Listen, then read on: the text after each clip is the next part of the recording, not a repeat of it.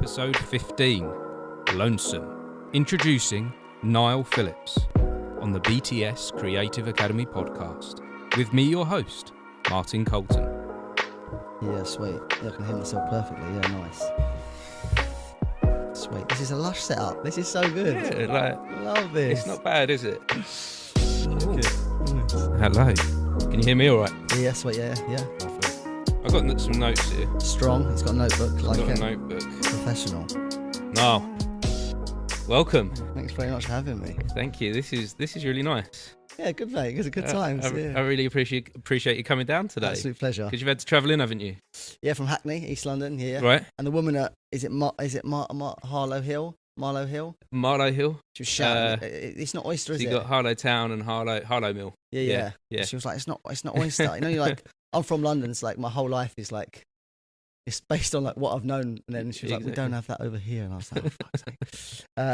Can I swear or not? Yeah. This is for adults. Yeah. Could be a problem if I can't. Lots of cutting and beeping. Yeah. So tell me, what's going on in your life right now? What's going on? So we've announced that we're doing film and screen workshops as well now, which is quite cool. So I run this thing called Lonesome Workshops, which you've been to before. Right, yeah. So we're now, one of our associates, like, you need to do more stuff. You need to like broaden the audience, whatever. And it's so weird. And I talk about this all the time with like actors, like self-doubt goes, oh, but I can't do that. I won't be able to do that. That will fail. That will like go wrong. It was so weird. My associate, Arnie, who's a complete superstar, just looked at me and was like, yes, you fucking can.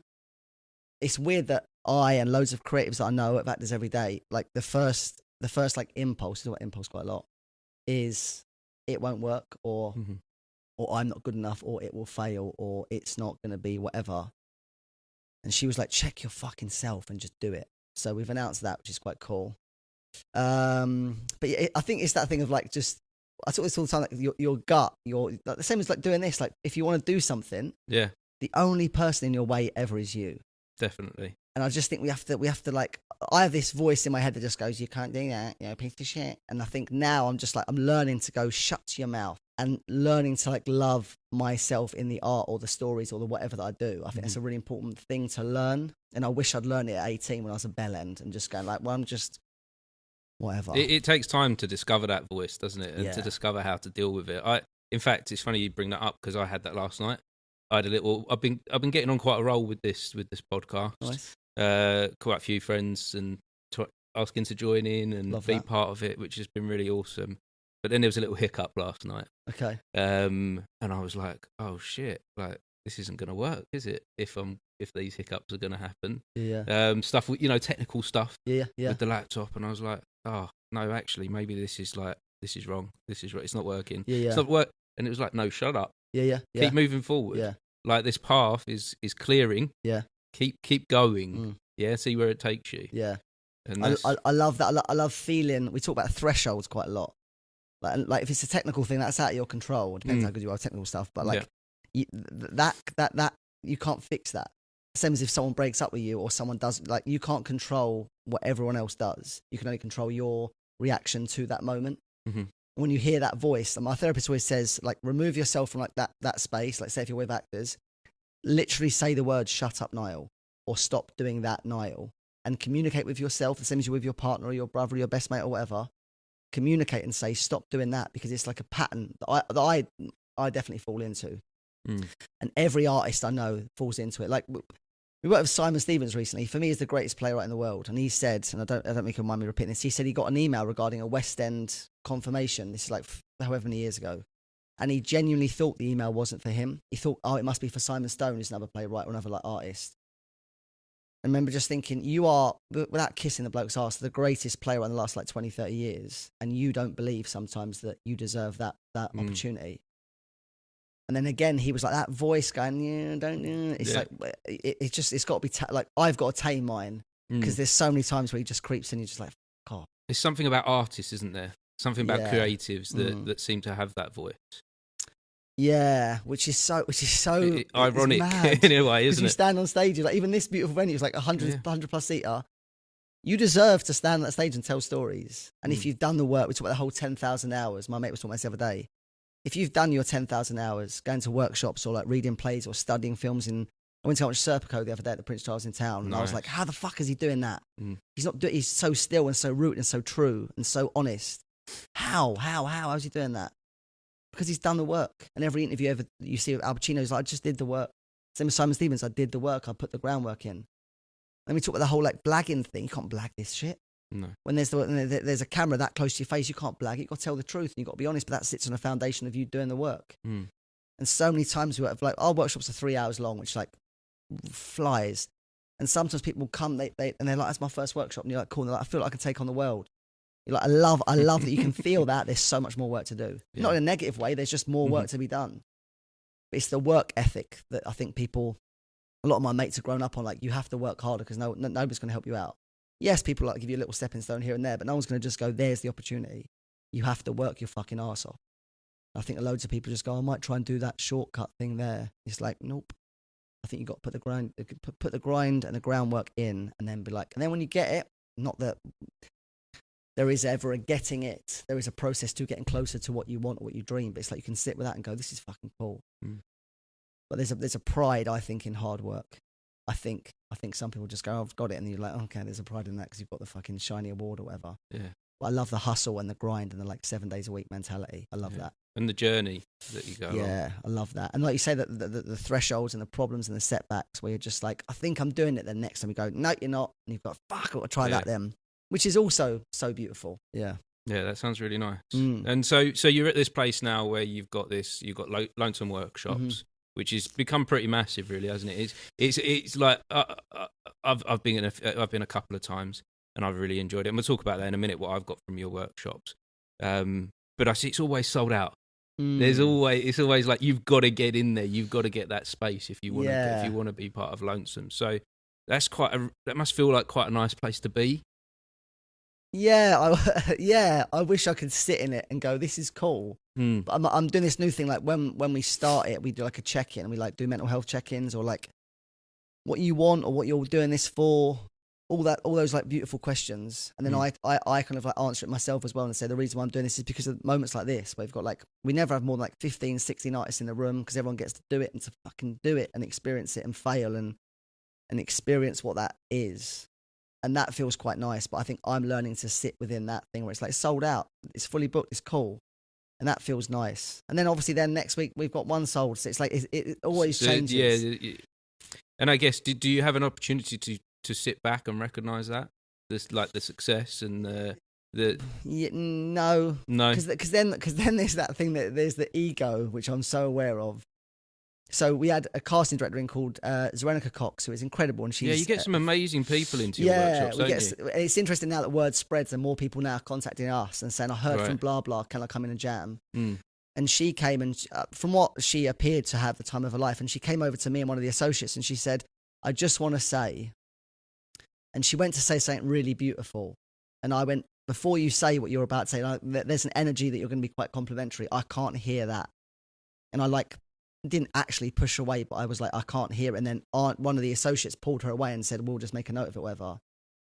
But I'm so delicate with like that fine balance. Edward Albee talks about this. Like there's a fine balance of like, it's the whole Meisner thing, like on the tightrope, like you can fail miserably if you go too far one way. And then you can smash it if you go too far the other. Like, it's such a fine balance all the time.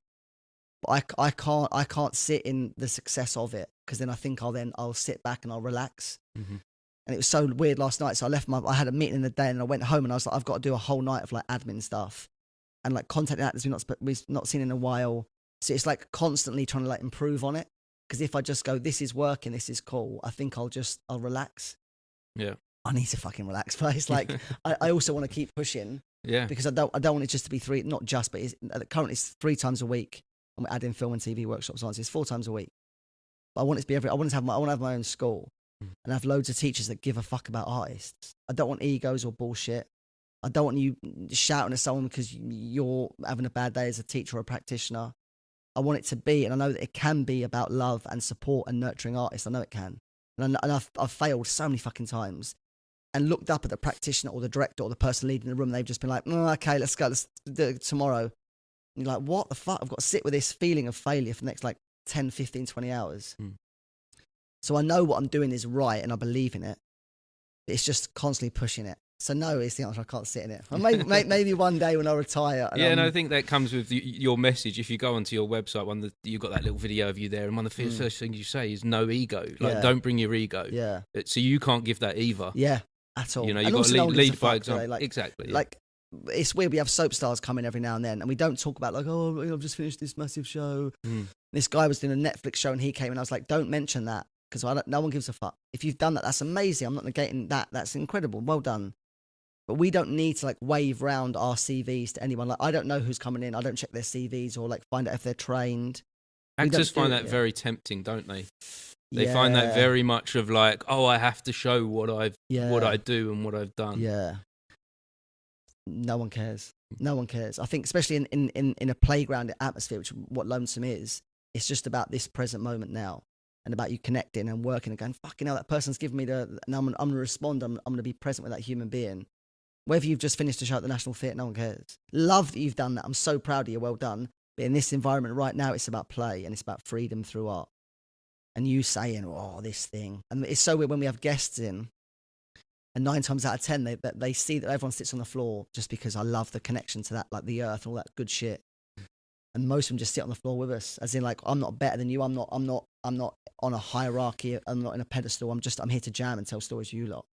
And it's weird that some are like, I need to get some fresh coffee and I need to get a table and a chair. And you're like, fucking, why are you coming then? Because that's not what we're about. I think it's that like tracksuit bottoms mentality of like, let's get muddy. Let's get dirty. Do you know what I felt from it when I came in and sat down in that room? I felt like you were building a tribe. Yeah, I love that. Yeah? Love that. I felt like I didn't know any of those people in that room. I'd travelled into central London. Yeah, didn't know you either. And instantly I felt like there was this almost like a family connection. Love that. Like within minutes yeah. of sitting down in the room. Love that. I think that's so important, because then you as an artist relax.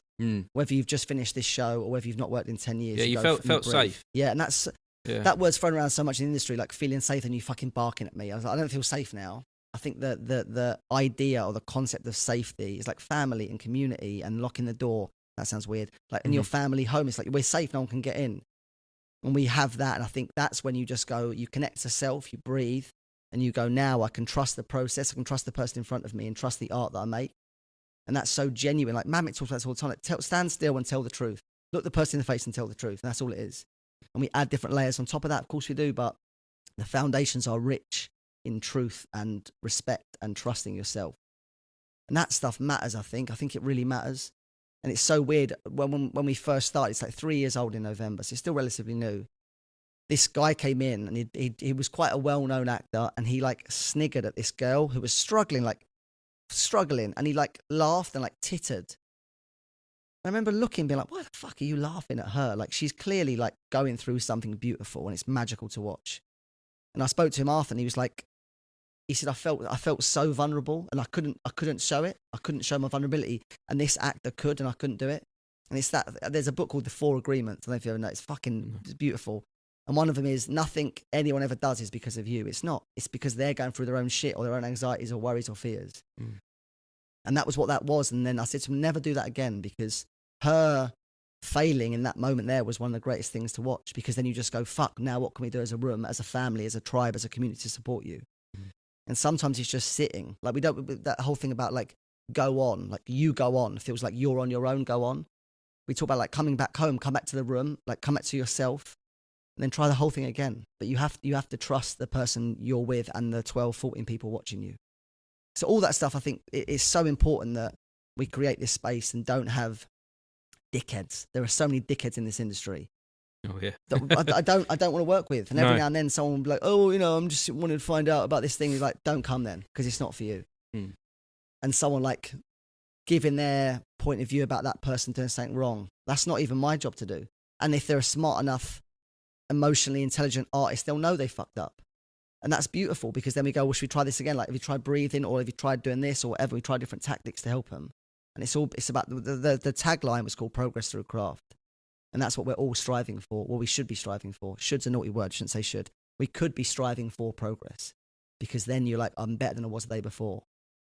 And comparing to that other fucker, I don't care. But you're on your journey. You're on your road. That's beautiful. The only person I'm ever going to compare myself to is me. And I think that's such an important thing to like push forward with. that's it. But it's also really hard because then you just go, you don't deserve it, mate. And you're like, fuck. Yeah, you give a lot of this. There's a lot coming from you. This wisdom and advice, and I'm sat here wondering where does that come from? Where did this path start for you? Yeah. Interest. I don't know. So, like, are we taking this back to school? Like, is there? Because then you think about teachers you had. So I remember when I was in year 7, we didn't do drama, and when I was in secondary school, I was a fucking idiot. Like, and then in year 8 we started drama, but in year 7 I was like, I can't do maths, science, I can't do any. I'm thick as pig shit. And then I got into drama, did the first lesson, and Miss McCardle, this incredible woman, just pulled me aside, and she went, "This is for you." And I was like, "Fucking hell, what does that mean?" And she was like, "This is it." She'd obviously heard I was a nightmare, and I was like bunking off maths or pissing around in PE, and she's like, this is for you. And then I did all the school plays and was not the lead, but I always like had those things where she just knew that was the thing I was going to do. And I think like looking up to those human beings to just go, this is what you need to do, is to stand on stages and tell stories, or not feel like any science stuff just goes over my head. I've tried to read that, what was that book everyone's going mad about? And the whole like science world, I was like, read that, got like a page and was like, what the fuck are we talking about? I don't understand. So I think it was Miss McCardle. My mum's obviously like this incredible woman who like was so determined, pardon me, and when if you want to go and do that, go and do it. And we as a family will somehow make it work. And she just let me do that and took me. I mean, the first one went to the National in the Olivier, which is if you've ever been, it's like this fucking mouth. It's like it's an eye. It's like this beautiful building. Mm-hmm. I remember walking down, there was a lake on the stage. It was Wind in the Willows, like this kid show. And I remember just gawping for 2.5 hours and being like, I want to do that forever. And being that moment, going, I want to do that. And then from Miss McCardle saying that, and my mum just being like, do it then, let's just do it. But also I think my mum knew that I was not a problem child, but I was naughty. And I was a dickhead because I didn't fit in the sense of like maths. I remember we did this like history test, and Mr. Kinghorn, Bellend, wherever he is in the world, prick, he read out my score. I don't know why he did that. Well, because he's a prick. And he went, Michael Girton, 20 out of 20, Mark Keevil, 18 out of 20, Niall Phillips, 1 out of 20. And the whole class laughed, obviously, because you're kids and you're in that age. I remember thinking, what the fuck have you just read out you could have just swerved my score and pulled me aside at the end. So I never got that mentality of like mugging people off. And then I think I went to drama school and then acted and then failed a lot. And then I used to drink quite a lot. I don't drink anymore. I'm sober now, but I think that fucked me up quite a lot because I was like, if I don't give this 100%, when I fail, which I inevitably will, it's because I didn't try. And I think I would have loads of artists that have that same mentality. Like if you give this every single thing you fucking got, there's a chance you'll make it because you're going to put every fucking ounce of your energy into that. So this is an important question. What is making it then? Beautiful. I don't know. I think it's for different people. I had one with this actor yesterday, and she said it's working at the National in January, February, then going to a Netflix show in March, April, then come back to the Royal Court, and then doing it, and then doing like 4 or 5 gigs a year. That was what her definition of it was, making it. And mine was to be happy in the art that you make. But then that's naive because you've got to make money from it. Like doing a play at the Hope Theatre in town or wherever. That sounds like I'm slagging them off. Anywhere that doesn't pay a lot of money for acting work, which I get, there's loads of places and it's whatever. Mm-hmm. But being on stage in front of 50 people telling stories might be your definition of making it. I did like, when I directed my last play, this is like 7 years ago. I remember being so happy. I had 2 actors, Nick and Alex, who are fucking monsters. I love them both. Andy wrote it, who's a monster. And we just worked our asses off. And it sold out and the stage gave it reviews and it was nominated for awards and all these things happened. It was amazing. And that was making it for me. And then that ended in January or February and I had nothing on. And I was like, fuck. And I went back to being a TA in a school. So it's so weird. That was me making it. And then I went straight back and I crashed again. So I don't think it's so hard in it. I don't think there is a making it. Because is making it choosing there's a final destination? Yeah. Is that what we're saying? Like once we get to this bit, then you're done. Because you do see that a lot, don't you? Especially with actors. Mm-hmm. You see actors get to a point in their career, they win the Oscar. Yeah. And then what? Yeah. Because they defined that moment, hadn't they? Yeah, yeah. So the whole, yeah, because I think I was taught quite early on, like it's not about the end goal. And the end goal for me is like being in like a massive house in Islington with loads of dogs and cats and potentially a partner, but maybe, I don't know, fuck knows. And a big guy, that's making it. But then I'm also like, when I go away on holiday, like, which I don't really do that much anymore, I can't sit still. Like I have to do stuff. I have to work. I have to And my mate was like, we're going away this weekend to Scotland to go and do some hiking. He was like, you have to have some time off. Mm-hmm. And in my head, it's like, I can't. I have to work 7 days a week because I have to work. I have to keep growing. Otherwise, if I stop, then Lonesome will fail. Or the agency will fail, or that will fail, or it will fail. So I'm so scared of failure all the time that I have to keep working. So I don't think, for me, there's not ever making it. There's just a thing about being in this moment now and being like, this is cool. Mm. But then I'm just a schmuck. And that's hard, isn't it? That's hard to sit back and enjoy it. But why so scared of failure? Because I think it's inevitable. For me personally, I think this is working now because my foot's on the pedal and I'm working really hard. And I'm not fucking people over. I'm not messing people over. And we say at Lonesome, like, we charge £25 for a workshop, which is one of the cheapest in London. And it's the most consistent at a price. And we do bundles. So if you're skint, like, talk to us. But also, if you're skint, DM us, like, speak to me. We're doing this scholarship starting in November. So all this stuff we're doing for artists. And I think all this stuff is because I give a fuck and I want to help people. But I think if I don't do that, then it will fail. So I just think I'm always on the precipice of it crumbling and failing. So therefore, I have to keep being genuine and true to self. I just think I'm always been aware of failure because I know that we're a meeting with Daniel Edwards, his casting director, and we was in this meeting, me, him, and Ben, my business partner. We were chatting, and he said, "Do you realise how fucking lucky we are? As in, like, we get to create and tell stories." He's casting Heartstoppers, all these massive shows, and he was like, "Do you know how fucking lucky we are?" And I didn't realise it until that point. I was like, this is my job, is to tell stories and muck about and wear tracksuit bottoms and be around beautiful, creative minds. And I'm lucky and I'm so grateful for that. But because I'm so lucky and so grateful, it can fall any second. And that's why I think I'm so afraid of failure. And if it doesn't work, I'm fucked. Mm-hmm. I don't know what else I'd do. And loads of actors I work with are just like, if I'm not an actor, I work in a shop on £7-8 an hour. So I'm just, that's why I think I'm so aware of I think that saying about that, going in, doing something we don't enjoy, something that we don't love, like working in a shop, would be painful to us. But I found through the craft of, like, the acting and the directing and all the things that you're doing, through, like, the failures, that's where I've started to find the progress. Love that.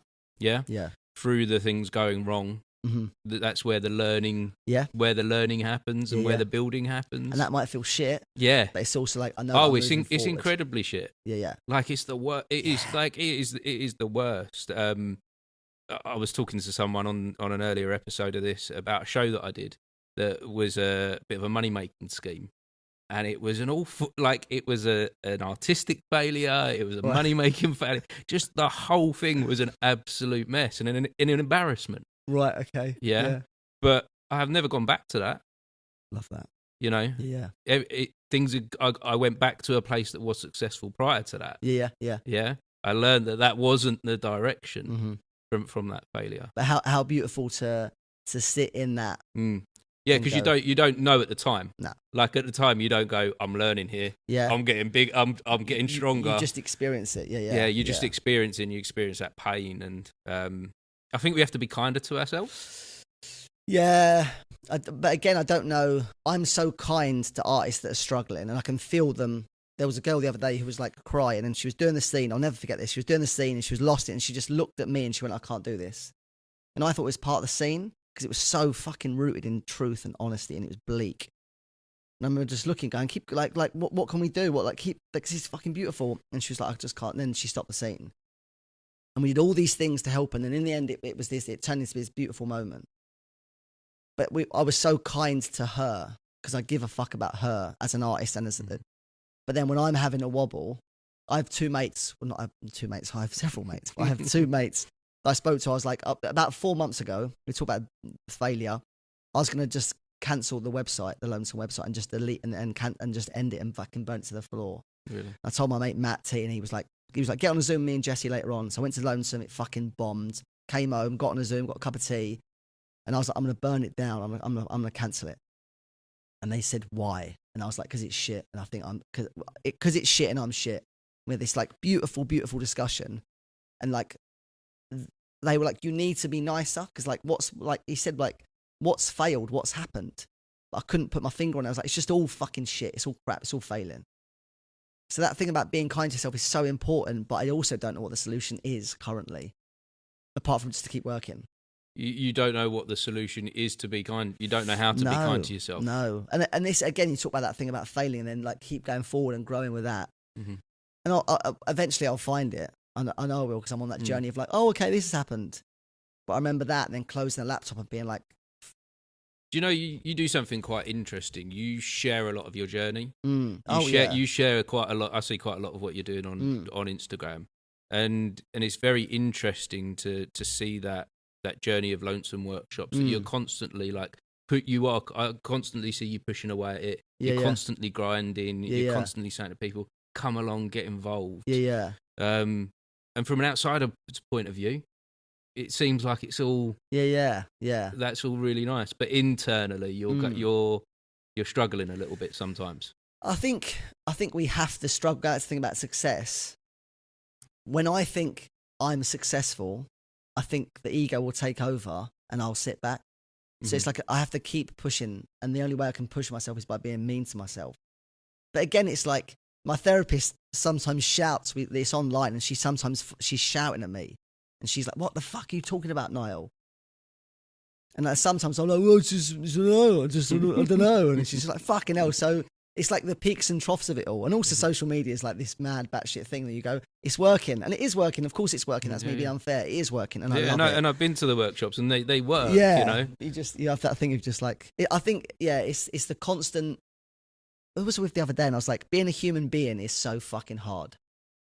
And it is. And then that's why people give up, or that's why people stop, or that's why people fucking do horrible things to themselves. I don't get that. But I think I'm in that fine balance of like the ego taking over and being this thing. And also I'm aware that I'm white, straight, male, who leads a room, and all these people come out and they're delicate, and I have to make sure I'm supporting that in the best possible way. So there's loads of things at play that I need to just make sure I'm being very aware of what my role is in this industry and how I can make sure I'm supporting people as much as I possibly can. And not be a dickhead about it, I think is what it is. But then the next album, I'm a fucking champion, and it's amazing. So I love the fact that it's like, it's ebbing and flowing and always unknown. Yeah. But then we talk about that thing of like, always come home to self and go, you're doing the right thing. And my mate Charlie Brooks, who's a fucking superstar, says the root of happiness is the service of others. And that's when I'm the happiest, when I'm doing Lonesome Workshops. And there's 14 artists that are struggling because it's a fucking mammoth piece of text. And as a group, we just pull together and make it work. But the service of others. So that's what it is. But then I think I enjoy the roller coaster of it and going like, what do I do now? Yeah, I love that, the service of others. It really is beautiful is always a way to describe it. I've done that through my life, given to others, but I wasn't doing it through a choice, whereas now I'm trying to choose. Yeah. I've got to a point in my life where I'm like, I've done that for my family, for my kids. Service, you know, I've tried to make sure I'm always there and doing the right things for them, but it's kind of, I've started to discover this thing outside of that within the wider community, and the rewarding that you get from that is massive. Love that. And it's that thing about like, I'm never really driven by money or having a big car. I don't really want any of that stuff. But getting up every day, that's what success is, or making it, is getting up every day and loving what you're about to do. And every day I'm like, I get to get up at 6:30, do some yoga, piss about with that, and my yoga teacher just goes, twat. And then I get to go and work with other human beings and tell stories and work with playwrights and directors and artists. That's what happiness is and success is. Yeah.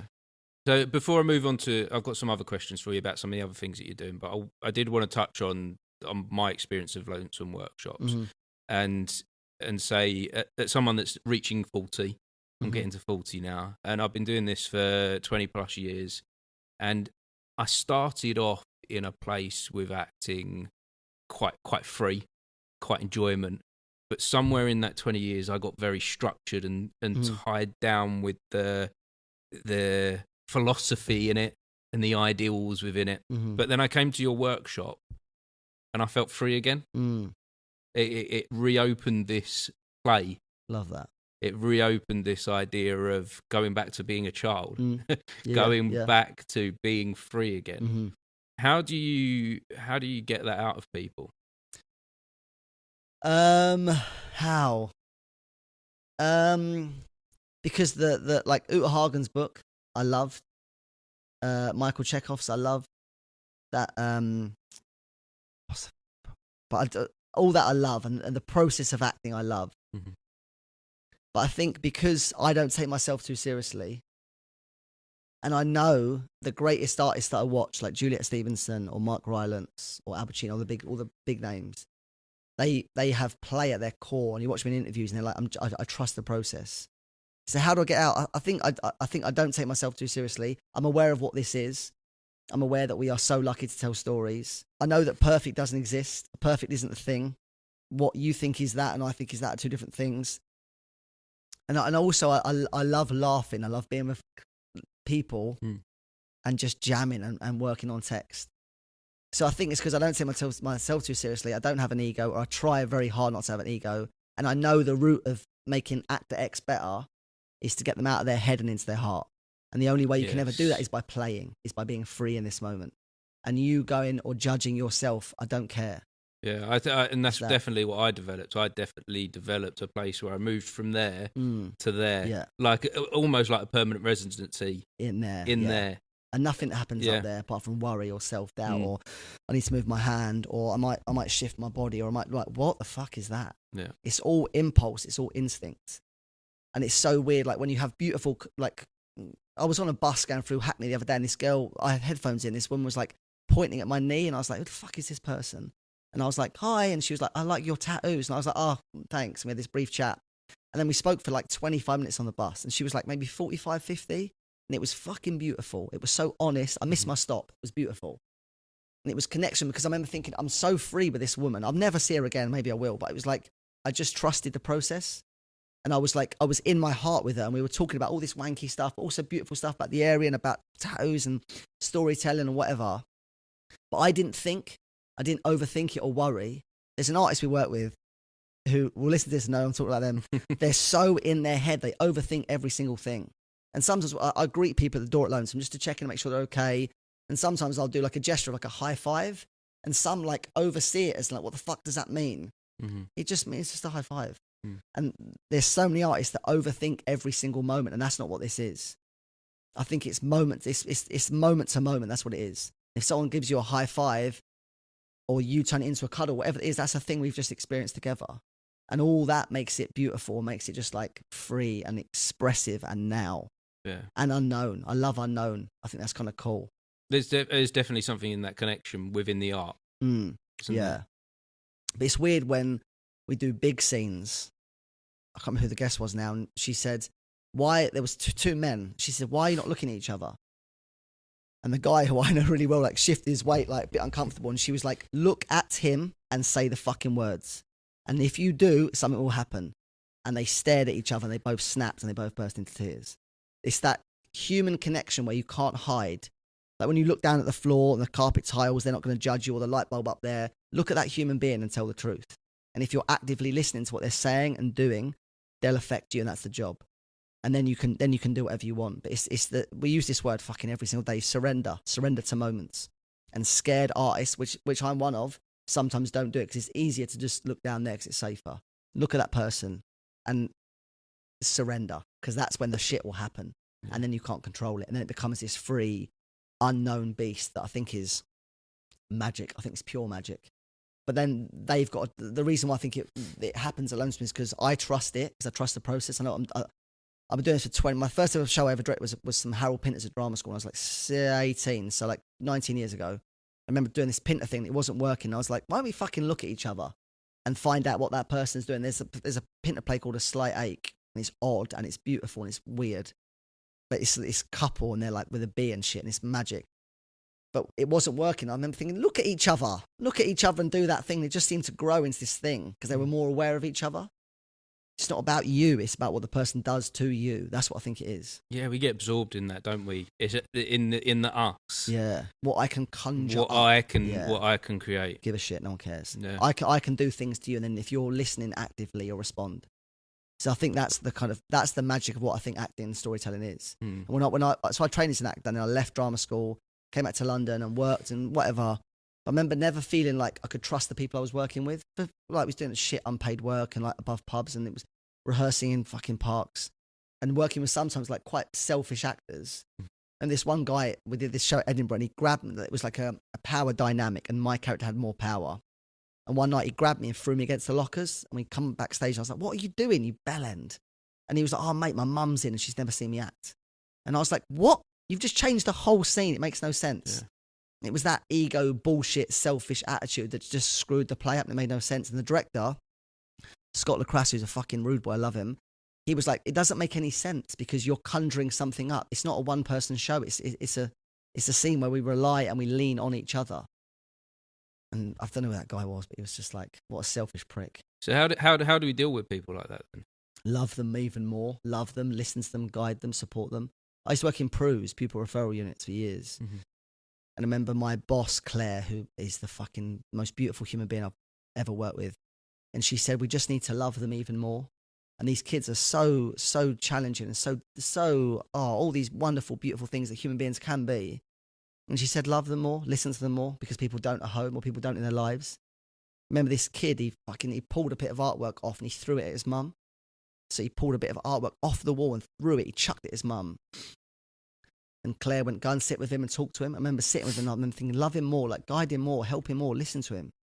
And I think that working in those environments where you're like, all I can do is help this young person.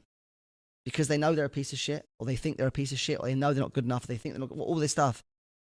How can we love them more and listen? And so many times I work with actors on one-to-one, they come and they're just like, I don't know what I'm doing. And I can just listen and maybe point and like offer that bit of advice. Mm. But I think all that stuff that I've done in the past, I think gives me the mentality or like to just keep going. Yeah, so you've taken that, so that's a job that you've done, is it? That.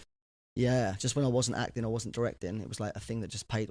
Me and my mate, we were on like £74 a day. Right, okay. Between 9 and 3 and getting called the worst names, getting spat at. This kid drew on my face once. I remember thinking, after tax, I'm taking home like $250 a week, and this is fucking mental. But we did it because we did it because we had to. But also we loved it, like working with them kids, like it's incredible.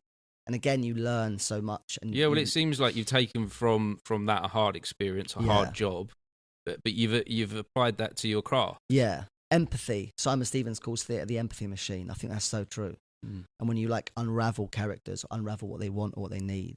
Yeah, because it's natural to go to a place of, if you come across an actor that's selfish, to go to a place of being pissed off, to being upset. Yeah. So to turn that around into love is almost like a light bulb moment. Hearing that, you know. But again, it's not about you. Same as them kids, it's not about you. But the kid called me. He was like, "You're an ugly piece of shit." Whether that was partly true or not is irrelevant. But it wasn't about me. It was about him feeling like an ugly piece of shit, and he had to get this energy out of him and onto someone else. But when you meet selfish actors or selfish human beings or people that like, it's just love. That sounds so cheesy, but it's like understanding where they're coming from, knowing that they're different to me, they've a different upbringing to me, and about listening to people. Every time I was in a curveball or life felt shit, I could ring someone up and be like, I'm having a fucking, I call them mud buds, which I love. Like if you're stuck in the mud, what I make call Brendan Reese, when I'm like, I'm having a wobble, he'll just jump in with me, be like, let's talk about it. No matter where he is, it's like we need to, as friends or colleagues or collaborators or storytellers or guests at Lonesome or people at whatever, if we all pull together and listen and guide and support each other, it would be such a nicer place to live in. And isn't that what we all want at the end of the day? That's what it is. And then I think greed takes over. Like, I want more cars, I want more houses, I want more. It's like fucking people over is just not going to work, is it? It might work in that second, but I think guiding and loving and nurturing other human beings, and then come back to self and just go, it's going to be okay. Yeah. That's kind of cool, I think. And I don't know how much you're connected to this, but the other thing that you're doing, you're part of IAP Talent. Yeah, IAP Talent Group. Yeah. Now, from looking into that seems like that ethos is being driven there as well. It has to be. So Ben Brooks, my business partner, he was my agent when I did a show, and we got on really well. And he said, "Oh, you're covered in stupid tattoos. You've got a silly voice. There's loads of work for you as an actor. Let me rep you." Right. So he repped me for like two and a half years. And he rang me about a year ago saying, "All right, mate." And I was on the sofa like doing some work for Lonesome. And he said, "I'm going to drop you. It's not working. You know it's not working. Your self-tapes are shit. You don't want to be an actor, evidently." And we had this massive chat, and he said, one of the agents is leaving. And he went, "Why don't you just come and join us and be an agent?" We had this like silent moment, and Lonesome was going to grow into an agency on the side of the workshops anyway. And like part of the business plan was like 2025, 26 was just add an agency. And he was like, just be an agent with us. So we do that. So we've got loads of grads. We've got like 45 clients on our books, and a lot of them I love dearly. And we get them some mint auditions. And it's the same ethos because it has to be, because it's my energy. It's my like love for artists and wanting to do that. But me and Ben do that. I do that 4 days a week, and Ben does it 5 days a week. He's like, his sister company is I Am Pro, which is like an online drama school with Charlie and his wife Emma. But I think that they're like now part of my family. Like they care, they want to support people. And it's that thing of like, we can't do any of this stuff without each other. You need, like, a director needs good artists. A director needs a good assistant, a good associate. We need hair, mate. We all need to work together and collaborate and tell stories. So me and Ben jam on that, which is quite cool. Yeah. It's good. It's interesting, like putting people up for massive TV shows or like, and then we find out before the artist that they didn't get it. So one of our guys went up for Corrie the other day and he didn't get Corrie. And I thought that I know him. And I know what that would do. You know what he's been through. You know how that could change things. And I know how it would help him.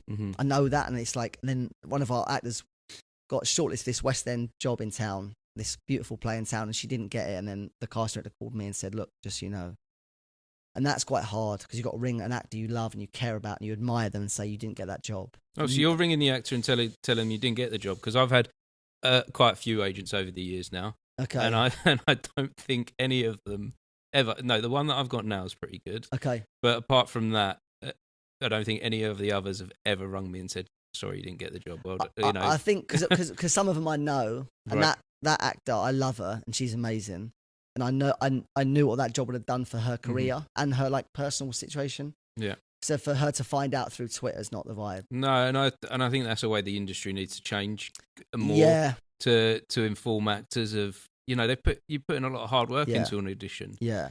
Sometimes it's not just the tape at all. Sometimes it's learning pages of script. Yeah. Sometimes, I've done auditions that take up a whole week. Yeah.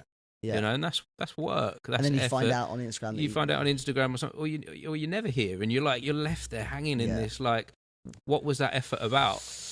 It's so hard, isn't it? So I associate director on this play about 10 years ago called Sex Sells at Riverside Studios. And Anna Longretta was the writer. She asked me to direct a new play and I couldn't do it because of time and stuff. But she said, "Oh, can you help cast it?" And I said, "I'll help cast it." And with all my castings I've done for years, I just put them out on Twitter because I just think it just levels the playing field. And then I get 800 emails in my inbox. And from a casting director point of view for that gig, I have to then email back 800 people. And I haven't done it. No, because I haven't done it, and a week ago I was like, I can't believe that people are still waiting. Yeah. So that to get out of bed and email more, but there's like literally 800 emails that you've got to respond to. Yeah. So it's like, I guess what I do when I'm directing and producing, I do try to go back to them if people have come to audition for me. Yeah.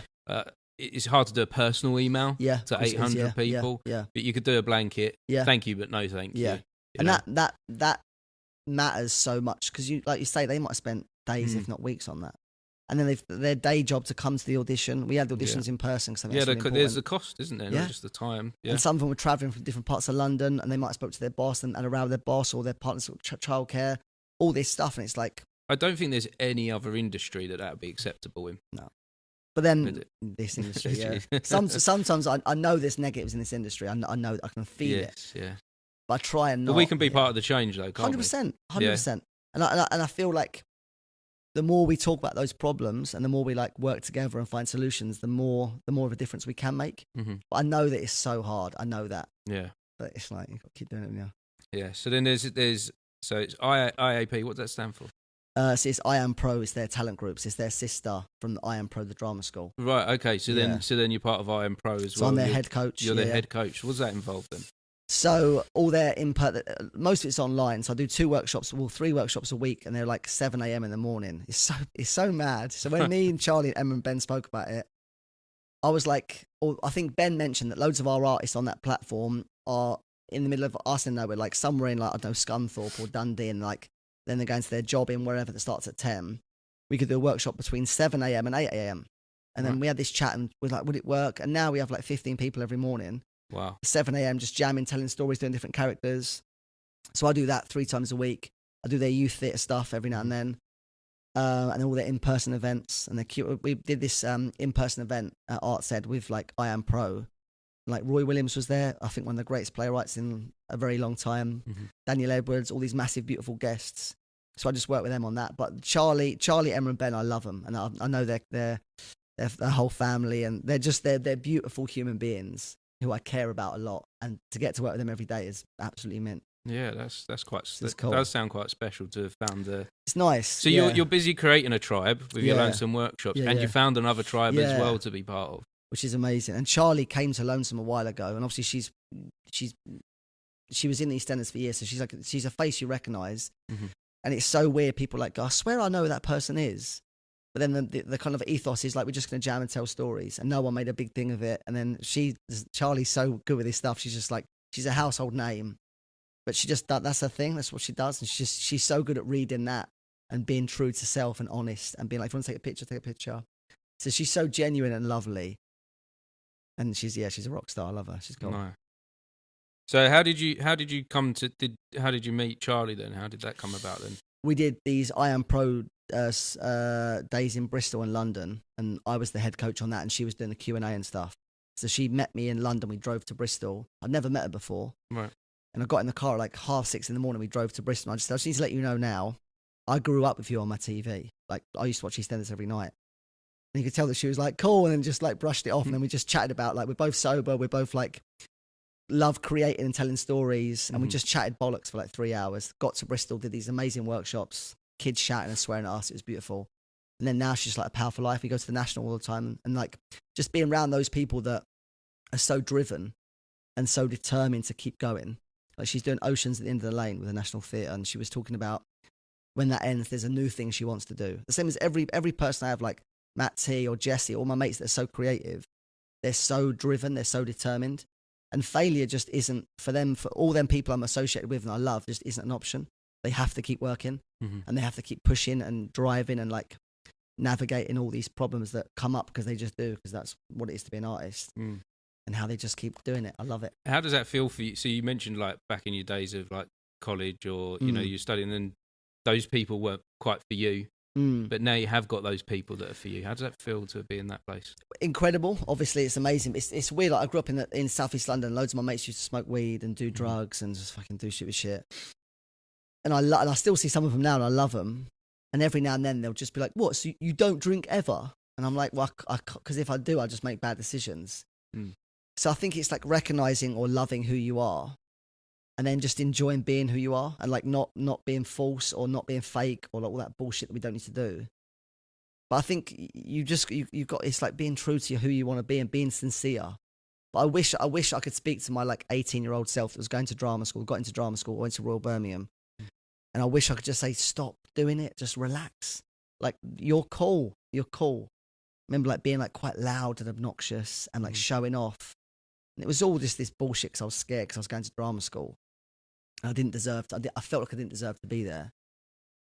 And it's just that we go and work at like loads of drama schools like East 15 or RADA or all those other ones, Italy Conti.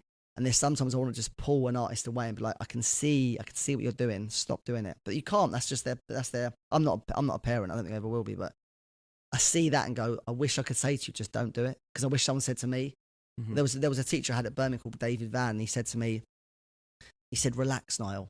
You got 3 years of this. Relax. And I just thought, but I just didn't. I was too busy going, like hell for leather, and being like, I just want to achieve and make it all happen now. So go back to that younger version of you then. What is the message there? Don't be a dick. It's that simple. Don't be a tit, Niall.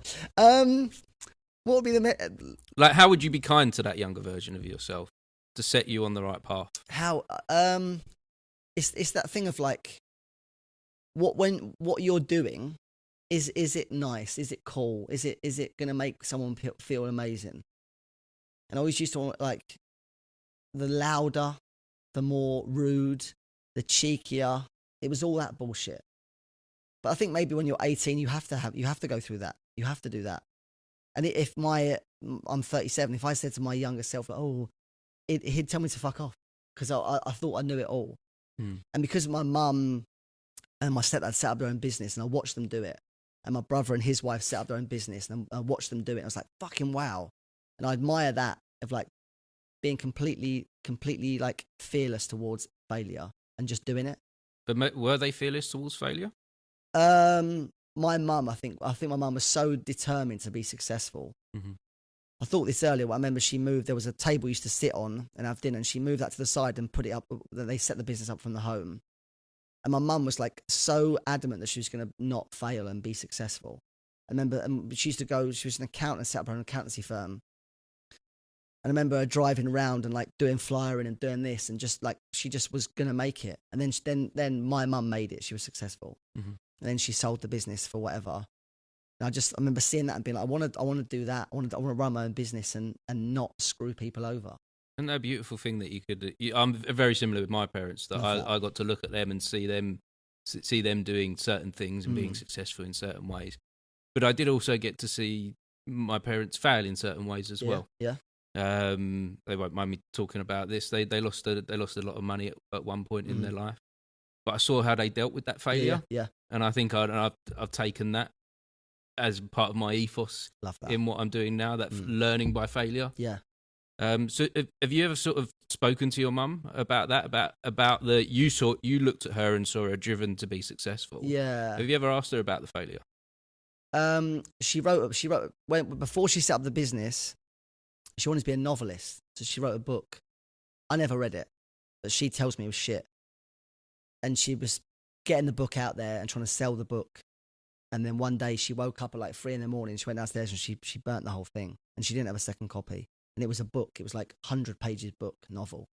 And she set fire it, or she shredded it and she binned it. And she went, I'm never doing that. And she gave up. I remember thinking, fuck, wow. I can't, like, I didn't know that. And then she told me years later. And then she set up her own company. But I think it was that trying all these different things. Like, she wanted to be a creative person. I never read the book. I imagine because my mum's the best woman in the world. It was probably a very good book. But the fact that she was like, that's done with now because it's not working. I don't know if it's giving up. I don't know. I think it was an awareness of that just not being her path. But we talk all the time, and I'll openly say to my mum, like, that's not working. And then she always goes, same actions, same results. She always says that, same actions, same results. So do something different.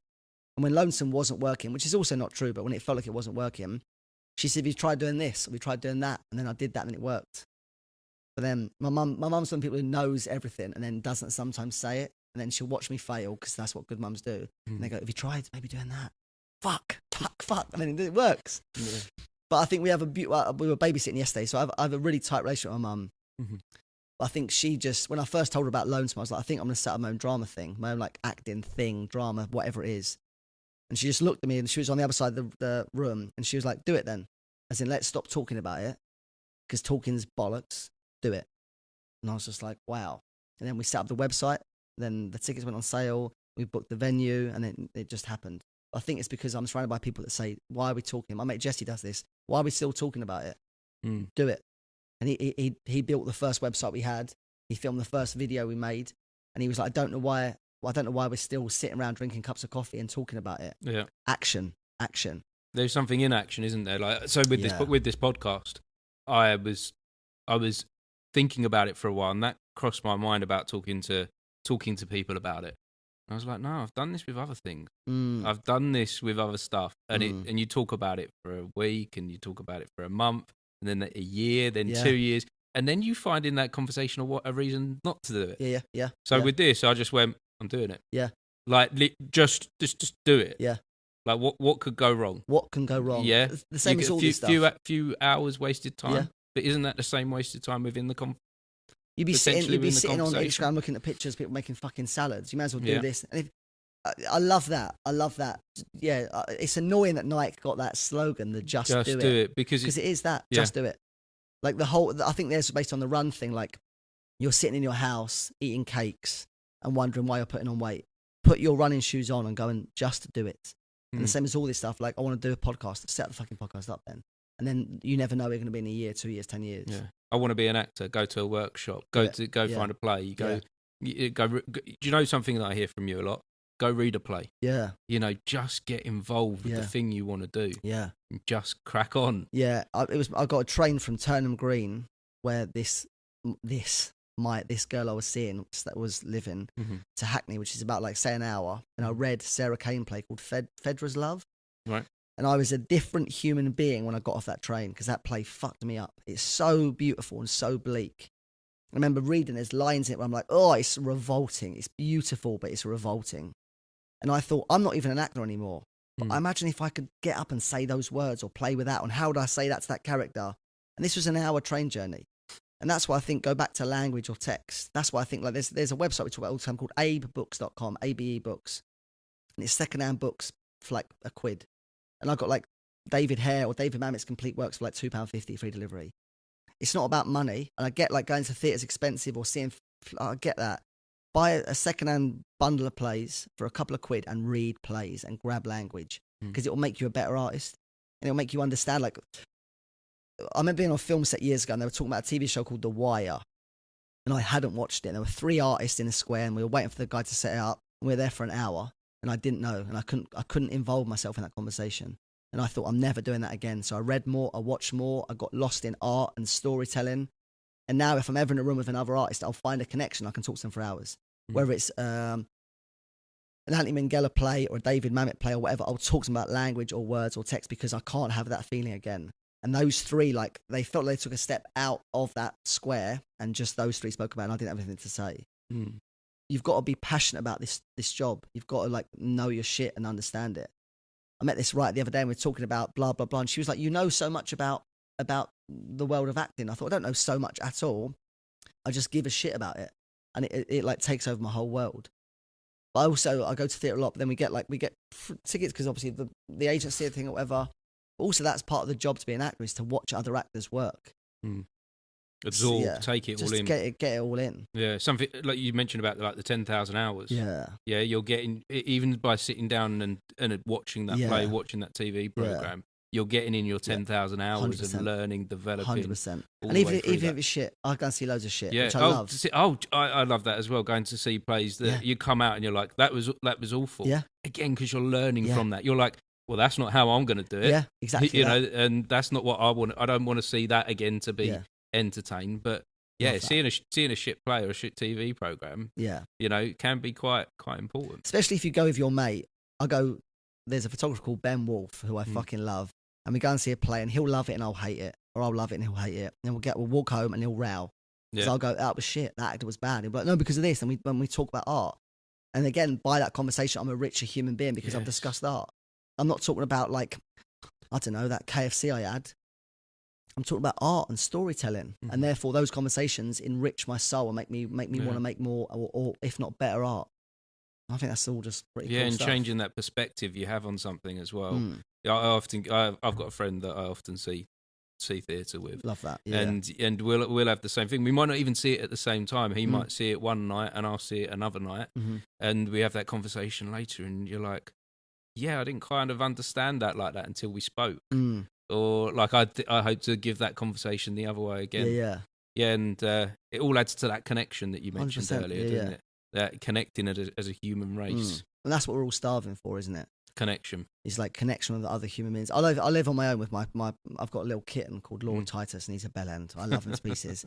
But we like, when we're just jamming, watching a film or whatever, I sometimes feel myself starving for connection. My therapist says about that. I say, I feel quite lonely sometimes. And she's like, do you? But she says, you don't let people in, you push people away. So loneliness. I'm like, oh, do I, don't I? But I know that in my core, I'm starving for connection. But also I work with human beings every day. I'm with actors every day. I'm doing one-to-ones or the agency or workshops. But I think we are as a community, or like, especially in London. Yeah. Like, it's strange, isn't it? There's so many, you know, it's so condensed with people in London, but I hear that from so many that it's a lonely place. Yeah, massively. Yeah. Isn't that weird? And I'm so lucky. My brother and his kids live down the road. My mum's down the road. I've got so many mates in Hackney or nearby. There's a cafe that I go to. I know the people who work there. I go to that Dalston Craft, that like new wanky hotel, and I know the staff in there. But it's because we're all kind of starving for that connection. And when you meet someone that doesn't want it, it's like, oh, I think you're lying, or I think something else is going on there. But that's the good shit in life, is connecting with human beings and being like, I can't remember who said it, like, I know what I think about politics or about love or about anything. I know that, but I don't know what you think, and I might be wrong. I think the greatest writer of all time is Arthur Miller. I think that he's the greatest writer. And you might go, well, have you read any like Sarah Kane, or have you read any? And that might change or alter my view. And I think that's the beautiful thing about being a human being, is what we know now isn't the same as what we know tomorrow. It's really important you say that as well, because I feel like there's so many people out there that politics. We're trying to be told, be on the left or be on the right. Yeah. There's nowhere in the middle, or there's no discovery. You have to be in a particular box. Yeah. And maybe that's what's creating the loneliness, is that everyone's like, am I in a box? Yeah, I know what I know. Yeah. But then there's loads of elements to that, isn't it? But there's also the accepting of change.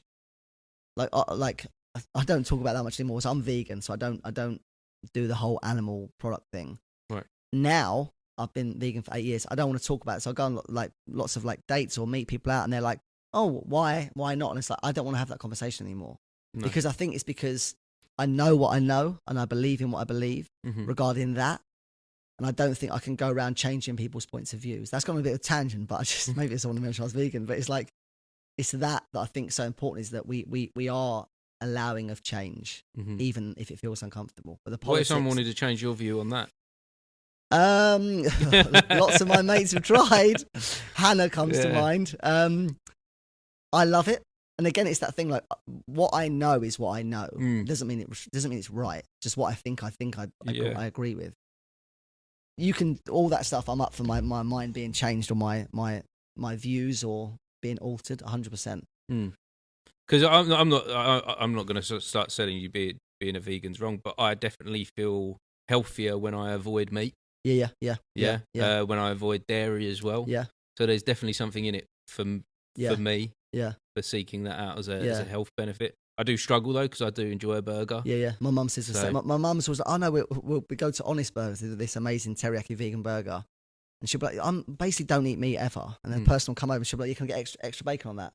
And I'm like, "Mum, you just said." Yeah, I know. It's terrible. I also love that. Yeah. I think food is a hard addiction. Yeah, isn't it? Yeah. I think but again, it's like you work out what you want to do, or work out what you love, and you just do that. As long as you're not hurting anyone or fucking people over, I think do that. Yeah. It's quite cool. Nice. So, before we wrap this up, is there kind of like any advice that you would give to any actors out there that are considering going to like workshops, getting it? They're normal everyday actors. What should they be doing with themselves? So the workshop thing, I love them. I love doing them. I love watching them. And I think Uta Hagen says in her first book, like, if you're a violinist and you've got a gig on Friday, you don't start practicing on Thursday afternoon. You jam on that. You work on it. You work on it as a constant skill. The same as an actor. So my number one thing would be is like, go to a workshop. I'm not saying come to Lonesome, because it might be right for you. There's all these workshops in town that are cool. But I would love you to come to Lonesome, obviously. If you can't afford that, there's a cheap play thing. There's a cinema in just off Leicester Square called the Prince Charles Cinema. It's like the oldest independent, or the only independent cinema in the West End, and it's like £6 tickets, especially for matinees. And I saw 2001: Space Odyssey, Serpico, Alien, all these amazing films that have got acting of the highest standard. I went to go and watch On the Waterfront the other day, and was like so blown away what Marlon Brando does. And again, it's about freedom. He asks the person on the dock. He goes, "What did you just say?" And that's not scripted. He's so free and so present. He's like, "I didn't know what you said. I actually didn't hear what you said. Repeat the line." And they just keep it in. And it's because he's so free and connected. So go and watch films. But obviously, like, I get the fear and the amount of like DMs we get about like, "Oh, I was going to come to the workshop tonight, but I'm not going to come anymore because I've just lost my leg." And they just make up some random shit. And you're like, "Hey, like, if you give me your number, I will ring you up." I said to this guy who I know, and one day he messaged me, he said, "I can't come tonight." And I said, "Why?" And he said, "I'm just not in the right place, mate." And I said, "Give me your address." I knew he lived like near me in Hackney. "Give me your address. I'll walk you into Bond Street where they used to be. I'll walk you in and we'll do the workshop and we'll just do it together." And he turned his phone off. Because I get the fear and the anxiety and the dread and the nerves. But our DMs are open. I'm the most contacted person. I think my number's on the email sometimes. Like, speak to me, communicate with me. Because I get that it's scary and it's full of fear, and I get that. But we have to hold a space where artists can come and fly and fail and then feel supported and be picked up again. That's what I think is really important. So if you're a jobbing actor that's working on between shows or not worked in a while, workshops with me are cool. They're safe and they're fun and they're easy. They're not easy, sorry, they're quite challenging, but you're going to get pushed, and that will just make you a better, more richer, more connected artist. If you can't do that, then read plays like Sarah Kane. Read Sarah Kane plays. We were doing loads of Ella Hickson, who's got a play called Boys, and it fucking kills me every time. We did a monologue recently, this one-to-one with this girl trying to get into drama school, and it is heartbreaking. So read Ella Hickson Boys is what I think every actor should do. Read a play called Death of a Salesman by Arthur Miller, because we talk about wants, or as actors you have to have a want and a need. And in the first scene, if Linda doesn't work hard enough in that scene, Willie Loman goes into the garage and he kills himself. So I think as an artist, and the way it's written, you have to try different tactics to get the thing that you want. And at the end, she's like, "Do you want a cheese sandwich?" And she makes it lighter and softer. But so read Boys by Ella Hickson, read Death of a Salesman by Arthur Miller, and then read Yen by Anna Jordan. 3 monster plays that are heartbreaking, and actors and characters that are so beautifully constructed that when you we talk about investigating or analyzing language, it just does something to your core or to your internal drive as a human being. And they mess me up, all those plays. But people say about the play thing, I have to read 2, 3, 4 plays a week just because I have to keep finding duologues, but also because it makes me a better artist. It makes me go, oh, how have they done that? We're looking at a Polly Stenham play the other day called, I want to say The Village, is it Polly Stenham? I think it is Polly Stenham, or Penelope Skinner, called The Village Bike. And the way it's constructed, it's hilarious. The plumber comes over, it's like a bit sexy and a bit naughty, and this actor called Sarah Cullum came and brought something different to it. And at the end, I cry quite a lot alone. So I cry quite a lot as a human being. I felt myself crying because she just did this most beautiful, interesting, subtle thing. And I thought that's because you're not scared as an artist, and you're completely fearless, and because you give a fuck about your craft and you replace and you work on language. But she stood still and she said this stuff about, it's like a bit naughty, the scene, but she just found something beautiful in it. And that's what I think coming to workshops or being an actor is when you're not jobbing, is go and experience a room that moves. And sometimes, who else did we do this? Linda, who was that by? Is that Penelope Skinner? I'm getting fucking names wrong. But there's so many scenes where I just go, I'm going to cry, openly cry, because this is so fucking good. And it's because the actor is so free and connected and aware of what words do. We talk about being affectable as an artist. You have to always be affectable. Simultaneously, you have to affect others.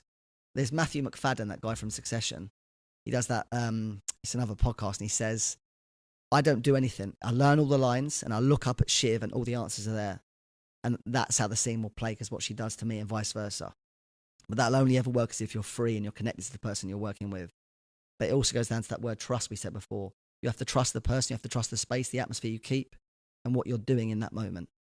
And that's why I think the whole acting thing, whether it's workshops or being on set or being on stage, is the most incredible thing in the world.